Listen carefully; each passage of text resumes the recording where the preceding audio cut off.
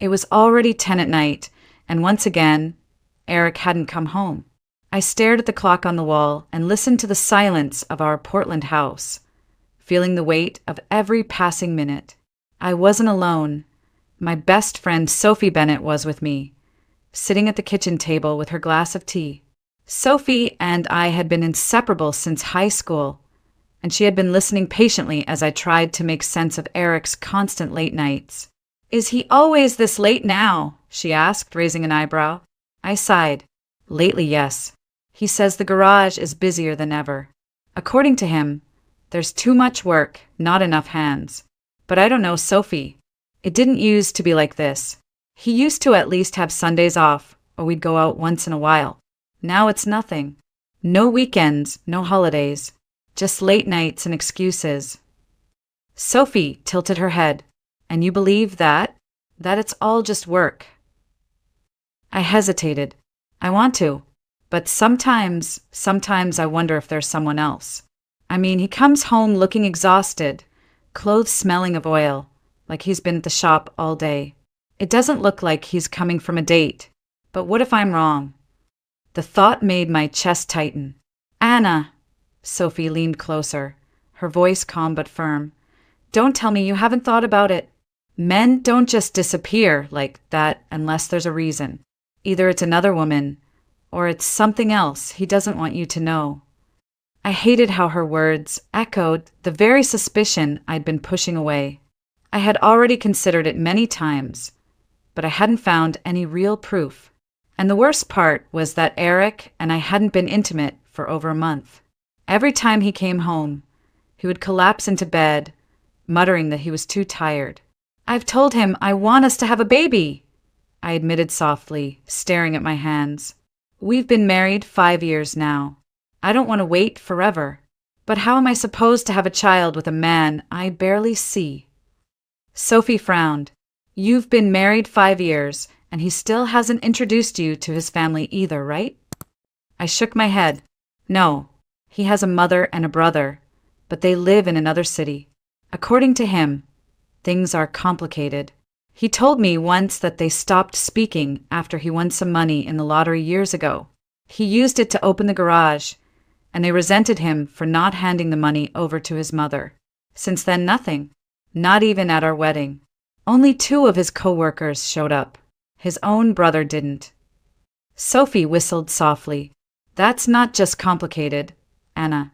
That's unusual." Before I could reply, I heard the front door open. The smell of alcohol filled the hallway. Eric walked in, shoulders slouched, eyes slightly glassy. My stomach sank. "What's going on?" I asked, trying to keep my voice calm.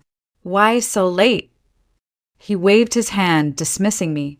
"A friend from work went missing. I got worried, so I had a few drinks." I blinked. "Missing? Did you call the police?" "They won't do anything yet," he muttered. "He's an adult. Probably just went off somewhere." I glanced at Sophie, who sat rigid in her chair. Her eyes were sharp, ready to jump in if Eric said the wrong thing. "Eric, you can't just barge in like this every night," I pressed, my patience thinning. He turned on me, his face darkening. "Can you stop? You nag every time I walk through the door. Maybe try acting like a wife for once, instead of tearing me down." He stepped closer, and for the first time, I truly worried he might raise a hand against me. My breath caught in my throat. "Back off!" Sophie snapped from behind me. "If you even think about touching her, you'll regret it. Don't forget, I've got a black belt." Eric glared at her, his jaw tight, but after a tense pause, he stomped off toward the shower without another word. I sat frozen, my heart pounding in my ears. Sophie reached over and squeezed my hand gently. That night, long after Sophie left, I lay awake, staring at the ceiling. For the first time in our marriage, I realized I was afraid of my own husband. That night, I couldn't sleep. I lay in bed, staring at the ceiling, listening to the faint hum of the refrigerator in the kitchen. Eric had gone silent after his shower, slipping into bed without a word. His back was turned to me, his breathing steady but heavy, as if the world weighed on him. I couldn't close my eyes. My thoughts spun in endless circles, dragging me deeper into doubt. When I finally drifted off just before dawn, I had a dream. My father was there, my dad who had passed away years ago. He stood on the porch of the house I grew up in, looking at me with that familiar mix of love and concern. His lips were moving, but I couldn't hear a word. It was as if the sound was muffled, lost to the wind. I woke up with my heart racing, and I couldn't shake the feeling that it was a warning. My father had never once appeared in my dreams without a reason. Every time he did, something significant followed. I got up, made myself a cup of coffee, and sat at the kitchen table, trying to push away the unease.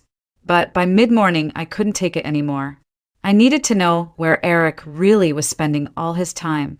On impulse, I grabbed my keys and drove to the garage. The winter air in Portland bit at my cheeks as I stepped out of the car. When I pulled into the lot, I noticed something strange right away. For a place that was supposedly swamped with work, the lot was almost empty. Only 2 cars sat in the parking area. My stomach twisted. Inside, the garage smelled of oil and metal, the usual stench of hard labor. I saw Igor, one of Eric's mechanics, working on a single car. He looked up when I walked in, startled. "Morning, Mrs. Whitmore," he said cautiously, wiping his hands on a rag. "Hey, Igor, is Eric around?" I asked, trying to sound casual. He hesitated, then shrugged. "He was here earlier, I think. Haven't seen him in a while." "All right, thanks," I said quickly, forcing a smile. My pulse hammered as I walked toward Eric's office. The door was closed, but I could hear his voice through the thin walls. I froze just outside, my breath caught in my throat. "I told you, I can't today." Eric's voice was low urgent. "My wife is starting to get suspicious. If she pushes, she might try to find out more. We'll have to move it to Monday. That's final." I pressed my palm against the wall, trying to steady myself. The silence on the other end stretched long enough for me to imagine him nodding, listening carefully. "No," he said firmly after a pause. "That won't work. Not now. Monday. I'll call you then." There was a click, and I knew he'd ended the call. For a few seconds, I couldn't move. My heart thudded painfully against my ribs. Who was he talking to? What was so important it had to be rescheduled? And why was he afraid of me finding out? I forced myself to take a deep breath, smoothed down my hair, and knocked lightly before pushing the door open. Eric startled, nearly dropping the folder in his hands. His eyes widened as if he'd been caught doing something he shouldn't. "Anna," he said slowly, "what are you doing here?"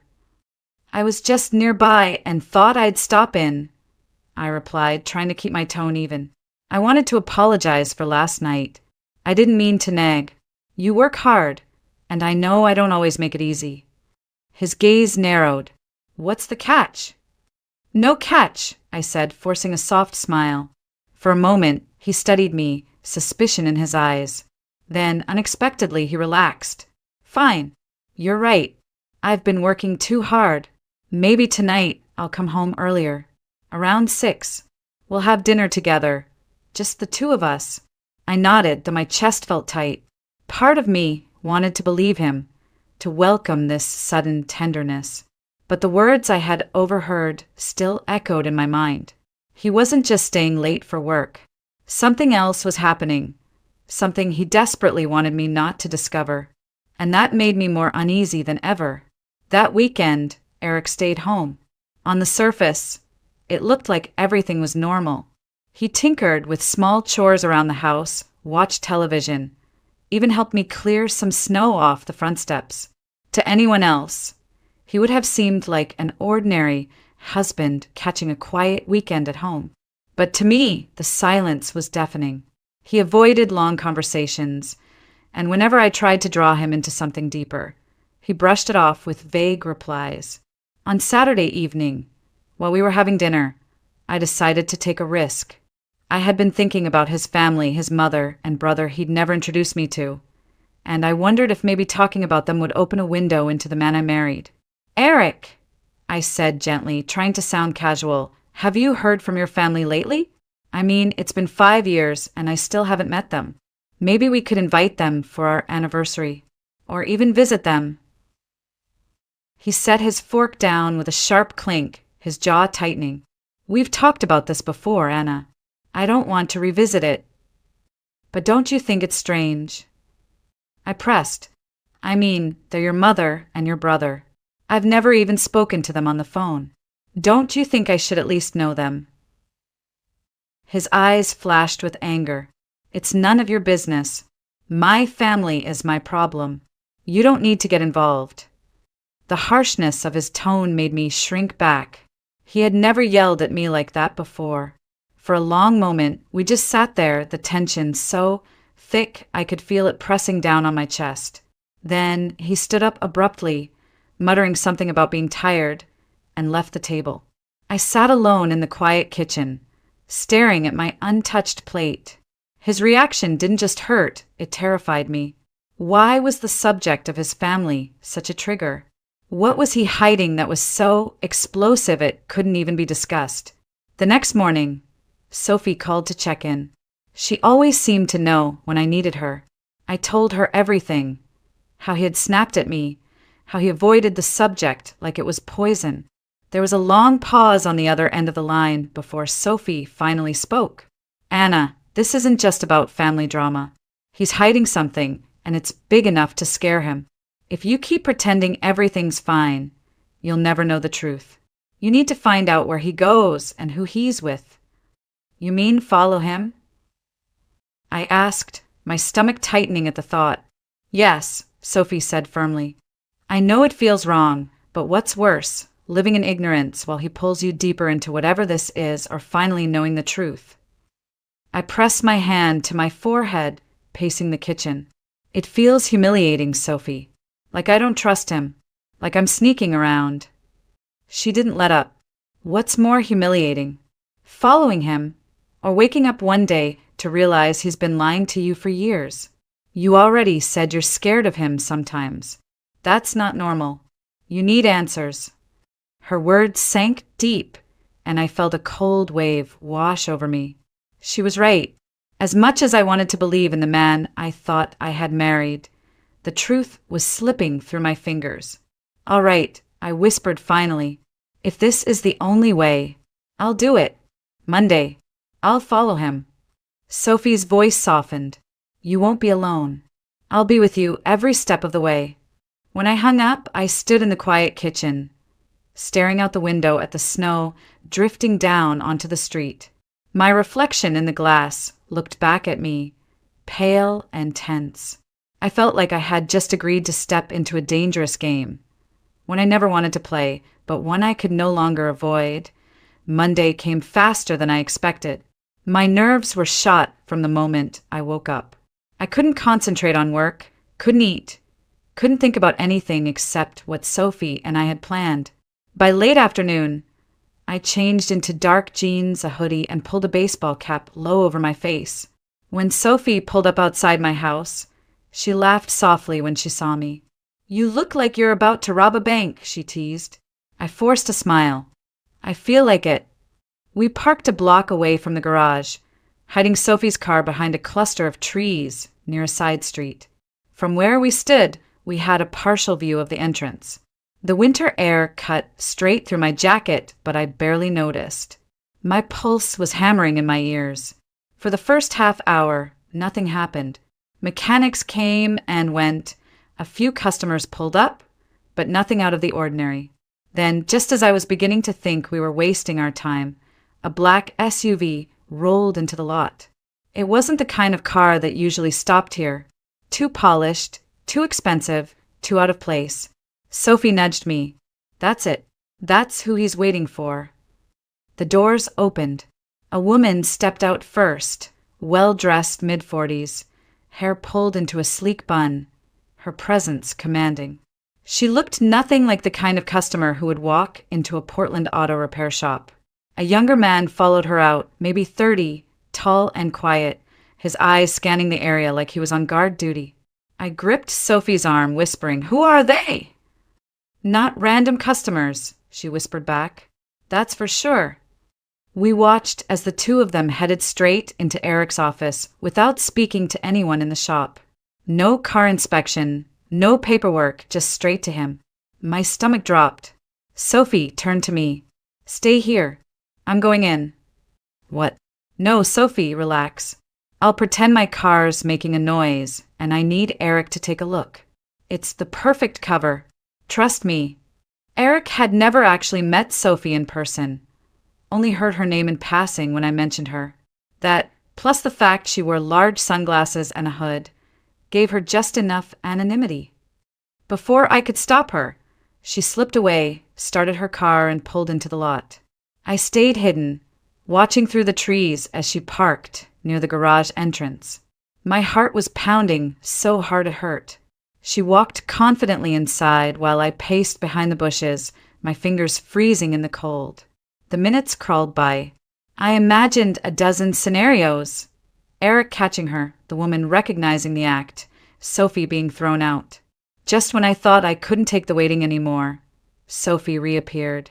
She was walking quickly back to her car, her face pale, but her eyes sharp. I hurried to meet her in the side street, breath clouding in the air. "Well, what happened?" She closed the car door behind us and sat for a moment, gripping the steering wheel. "Anna, this isn't about another woman. It's worse." My throat went dry. "Tell me." "They were talking about cars," she said, her voice low. "Stolen cars. Eric told that woman he only managed to change the VIN numbers on 2 of them when she demanded 5 by yesterday. He was nervous, scared. She was tearing into him, threatening him. He's not the one in control here, Anna, she is. And he's terrified of her." I felt my stomach twist violently. I had prepared myself to hear about an affair, maybe another family hidden away somewhere, but this crime, stolen cars, criminal networks, it was more than I could process. "He's mixed up in something dangerous," Sophie added, meeting my eyes. "And he's been hiding it from you all this time." I pressed my hands to my face, my chest tightening as panic rose inside me. An affair would have been painful, humiliating, but at least it was familiar, something I could understand. This was different. This was darker. In that moment, I realized I didn't just feel betrayed. I felt unsafe.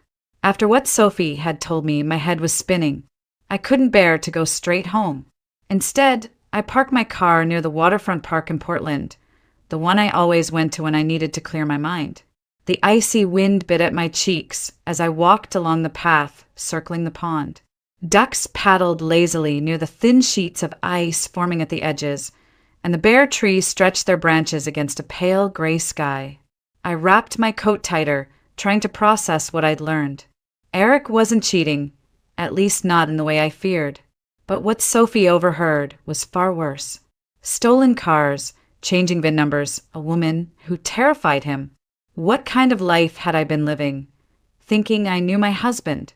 I sat down on a bench, my hands trembling inside my gloves. That was when I heard a familiar voice. "Anna? Anna Whitmore? Is that really you?" I turned, startled, and saw a man in a tailored coat and polished shoes. He slipped off his sunglasses and I froze. It was Michael Donovan. My heart skipped a beat. "Michael?" I whispered, hardly believing it. He smiled, warm and genuine, just like he had in high school. "I knew it was you. You look different, but still the same." Memories rushed back. Late night studying together, stolen kisses before football games, the way he used to hold my hand like he'd never let go. We had been inseparable until his family moved away during senior year. I thought I'd never see him again. "I can't believe this," I said, standing slowly. "It's been, 15 years?" "Closer to 16, he said with a soft laugh. "I moved back recently. Been setting up some new ventures here. I run a few boutique hotels now. Nothing too flashy, but it keeps me busy." I blinked at him. He looked every bit the successful businessman, confident, grounded, accomplished. And still, behind it all, I saw the boy who had once been my first love. We walked side by side along the path, catching up. He told me he'd never married, that he'd poured himself into his career instead. When he asked about me, my throat tightened. I told him I was married, my voice sounding smaller than I intended. Michael glanced at my wedding ring, then back at me. He didn't say anything, but there was something in his eyes, something that made my chest ache. I remembered hearing from someone that Michael had moved back to Portland last year, but never thought I'd run into him like this. Maybe fate had its own sense of timing. As we reached a small cafe near the park's edge, he asked if I had time for coffee. Against my better judgment, I said yes. We sat by the window, the warmth of the place wrapping around us, and for the first time in months I felt seen. Michael listened intently, asked about my work, my dreams, even my childhood. He laughed at my stories, remembered details I had forgotten. With Eric, conversations had turned into silence. With Michael, it felt effortless, like slipping back into a rhythm I didn't realize I'd missed so much. And yet, every time he smiled at me, guilt pricked at my conscience. I was still Eric's wife, no matter what lies he was hiding. But sitting there across from Michael, basking in the kind of attention and care I hadn't felt in years, I couldn't help but wonder what my life might have been if he had never left. When we finally stood to leave, he touched my arm gently, his fingers warm even through my coat. "Let's not let another 16 years pass before we talk again," he said softly. I nodded, my heart caught between longing and loyalty. As I walked away, I knew my world had just become even more complicated. 2 days later, Sophie called me out of the blue. Her tone was serious, sharper than usual. "Anna, I found something. You'd better sit down." I sank into a chair at the kitchen table, my palms damp. "What is it?" "You're not going to like this," she warned. I asked a friend of mine in the Portland Police Department to run a background check. Eric's name came up more than once. I gripped the edge of the table. "What do you mean, more than once?" "Anna, Eric was married before, and he has a daughter. She's 9 years old." Her words hit me like a blow to the chest. I couldn't breathe. "No, that's impossible. He told me he'd never been married. He said we'd build everything together." "I'm telling you what the records show. He divorced about a decade ago, and his ex-wife remarried, moved out of state. But the girl, she's his daughter. There's no mistake." My vision blurred. For 5 years, I had lived with this man, shared a home, shared a bed, dreamed of having children with him. And all that time, he had a child he never even mentioned. "That's not all," Sophie continued. "His name shows up in multiple investigations over the years, always around stolen vehicles. Not charged, not arrested, but listed as a witness or someone close to the scene. Too many times for it to be coincidence." I pressed a trembling hand to my mouth. My entire body felt cold. So all this time he's been lying to me. About his family, about his past, about everything. "I wish I could tell you otherwise," Sophie said softly. "But Anna, this isn't just about lies. He's dangerous. You need to think about your safety." I nodded numbly, though she couldn't see me. After we hung up, I sat in silence for what felt like hours. The man I thought I loved, the man I believed I knew, was a stranger. That evening, I met Michael again at the cafe near the park. When I walked in, he stood to greet me, pulling out my chair like it was the most natural thing in the world. The warmth in his eyes almost broke me. "You look pale," he said gently. "Rough day." I laughed bitterly. Rough life, apparently. "Michael, Eric was married before. He has a daughter, 9 years old, and he never told me." Michael's expression hardened, but his voice stayed calm. "That's a heavy secret to keep from your wife. What else has he been hiding?" I leaned forward, lowering my voice. "Sophie found out his name is connected to stolen car cases. He always shows up, but only as a witness. It's too much to be coincidence. He's involved, Michael. I just don't know how deep." Michael reached across the table, his hand covering mine. His touch was steady, grounding me. "Anna, you need to get out of this before it destroys you. You can't live with someone who hides entire pieces of his life from you.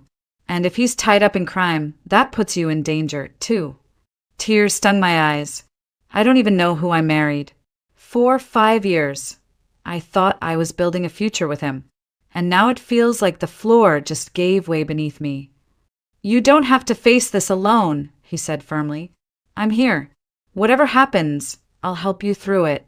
I stared into his eyes, and for the first time in days I felt a sliver of safety. The storm was far from over, but at least I wasn't standing in it alone. It was a Thursday night when Eric called to tell me he wouldn't be home. His tone was clipped, rushed, as if even speaking to me was an inconvenience. Got too much work at the shop. Don't wait up, he said before hanging up. I stood in the kitchen, holding the phone long after the line went dead. My chest tightened, but this time it wasn't sadness. It was anger, exhaustion, the realization that I couldn't spend another night staring at the walls, wondering what lies Eric was weaving in my absence. Almost without thinking, I picked up my phone and called Michael. He answered on the first ring, as if he'd been waiting. Anna, are you free tonight? My voice trembled, but not from fear. From something I hadn't felt in years. Desire, anticipation, the need to be wanted. Always, he said softly. Come to the hotel. I'll be waiting. An hour later, I stepped out of a cab in front of his boutique hotel. Michael was already outside, holding a bouquet of lilies, my favorite. My throat tightened at the simple thoughtfulness of it. Eric had never once brought me flowers without a holiday dictating it. You look beautiful, Michael said, his eyes warm. He took my bag, paid the driver, and offered me his arm like a gentleman. When we walked into his suite, a bottle of champagne sat chilling in a silver bucket, glasses already set out. The lights were dim, soft music playing in the background. He moved with a kind of effortless grace, pulling out a chair for me, pouring the champagne, making me feel seen in every gesture. To new beginnings, he said, raising his glass. My hand shook slightly as I clinked mine against his. The first sip burned sweetly down my throat, loosening something tight inside me. That night, in Michael's arms, I felt alive again. He kissed me slowly, reverently, as if I were something precious. There was no rush, no impatience, no sense of obligation. Just tenderness, passion, love, the kind I had nearly forgotten existed. For hours, the weight I had carried for years fell away, and I remembered who I was before Eric's lies and shadows consumed me. Afterward, we lay tangled in the sheets, the city lights flickering faintly through the curtains. I rested my head on his chest, listening to the steady rhythm of his heartbeat. You can't keep living like this, Michael whispered, running his fingers through my hair. You need to step away from him, at least for now. Tell him you have to leave for family reasons. Buy yourself time to figure this out. I closed my eyes. I don't even have family to run to. My parents had both passed away years ago. I was an only child, and whatever extended family I had, we'd long lost touch. Then invent one, he said gently. Say a relative is sick, and you have to go care for them. He'll believe it. And if he doesn't fight it, if he lets you go, that tells you everything you need to know. His words sank deep. He was right. I needed distance, a way out, even temporarily. The next morning, I drove home, my body still humming with memories of the night before. When Eric finally came back that evening, I told him I needed to leave town for a while. A cousin called, I said, forcing my voice to tremble. She's sick, and I'm the only one who can help. For a moment, I thought he would argue, but instead he exhaled slowly, almost in relief. If you need to go, then go, he said, avoiding my eyes. The ease with which he accepted my absence struck me harder than any confession could have. He wasn't worried about me leaving, he was relieved. And in that moment I knew. Whatever he was involved in, he wanted me out of the way. Sophie returned from Eric's hometown on a Saturday evening. She came straight to Michael's hotel suite, her face pale but resolute. I could tell before she even opened her mouth that what she had uncovered was serious. Anna, she said, lowering her voice as she shut the door behind her. I talked to people there. neighbors, old friends, anyone who still remembered the Whitmores. Your husband wasn't lying about cutting ties, but it's not just bad blood. His mother and his brother are both fugitives. They've been wanted for years in connection with stolen vehicles, organized crime. The family's been under suspicion for a long time. And Eric, he left, but he didn't leave clean. He's still tied up in it. My knees went weak. Michael pulled out a chair for me, and I sank into it, gripping the table. So it's true. He's not just keeping secrets, he's still part of it. Sophie nodded grimly. He didn't want you to know because once you did, you'd see him for what he is. Michael leaned forward, his eyes steady on mine. We can't let this drag on. If you keep waiting, he'll either drag you down with him or do something worse. You need to confront him, Anna, but not alone. We sat together for hours, going over the details, crafting a plan. Sophie had managed to record some of her conversations in Eric's hometown, and Michael had discreetly connected with people who could pass information to the police if needed. It was risky, but it was the only way forward. On Sunday night, I called Eric. My hands shook as I held the phone. Michael had discreetly booked a second suite under my name, far from the one he normally stayed in. The hotel was one of his own, but he assured me Eric wouldn't recognize it. He'd never been there, and the name didn't give anything away. We chose Suite 312 because it was close to the emergency stairwell and had a secondary connecting door, just in case. Eric, I said, forcing my voice steady, we need to talk. Tonight. Meet me at the Northern Hotel. Suite 312. He hesitated. Why there? Because it's private, I replied flatly. And because it's important. After a long pause, he agreed. Half an hour. When he arrived, I was sitting on the edge of the couch, my palms damp against my knees. Michael and Sophie waited quietly in the adjoining room, hidden but close. My heart hammered as Eric walked in. He shut the door behind him and fixed his eyes on me. All right, what's this about? I stood, trying to steady my voice. It's about the lies, about your family, about what you've been doing behind my back. His brow furrowed. What are you talking about? Don't play dumb, I snapped, my voice rising. I know your mother and brother are fugitives. I know you've been working with stolen cars. And I know you've been hiding all of it from me for 5 years. For a moment, he froze, his face a mask of shock. Then the mask cracked and rage poured through. Who told you that? He demanded, his voice dark, dangerous. It doesn't matter. What matters is that I know. And I can't live like this anymore. His eyes narrowed to slits. He took a step closer. You think you can just walk away from me? You think you can expose me and survive it? I could kill you right here, Anna. One push out that window, and everyone would believe it was an accident. Fear surged through me, but I didn't move. My voice shook, but I forced the words out. If you touch me, you'll regret it. People already know. Sophie knows. Michael knows. And the police are just one call away. At that moment, Michael stepped out from the adjoining room, his presence calm but firm. Sophie followed, holding up her phone. We've got everything recorded, Eric. Your threats, your lies. It's over. Eric's face drained of color. He looked from me to Michael to Sophie, his chest heaving as the reality sank in. He tried to bluster, to sneer, but the fight was gone from his eyes. Slowly, he lowered himself onto the couch, muttering curses under his breath. Michael called the police. Within 20 minutes, officers arrived, and Eric was taken into custody. Sophie had already turned over her recordings and background notes to her friend at the Portland Police Department. Tonight's confrontation was the final piece they needed. I stood by the window, my hands trembling, watching the blue lights flash against the snow outside. 5 years of marriage had ended in handcuffs and betrayal. My heart ached, but beneath the pain there was relief. The truth was out.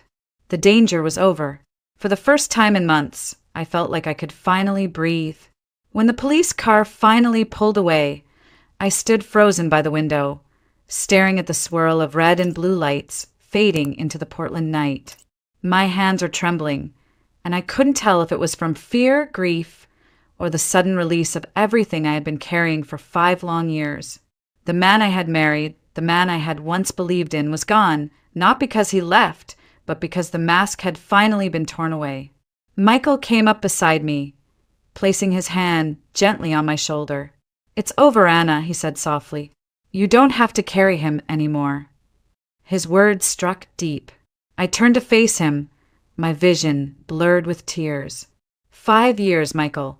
5 years, and I didn't even know who I was married to. I feel like my whole life's been a lie. Sophie's voice came from the couch behind us, firm but comforting. "It's not your fault. He fooled you, Anna. He fooled everyone. You trusted him because you're the kind of person who believes in people. That's not weakness, that's strength. But now you know and you're free." I let out a shaky laugh, wiping at my cheeks. Free. It doesn't feel like freedom yet. More like standing at the edge of a cliff, trying to decide whether to jump. "Then don't look down," Sophie said. "Look ahead." Michael guided me toward the balcony, and together we stepped out into the crisp night air.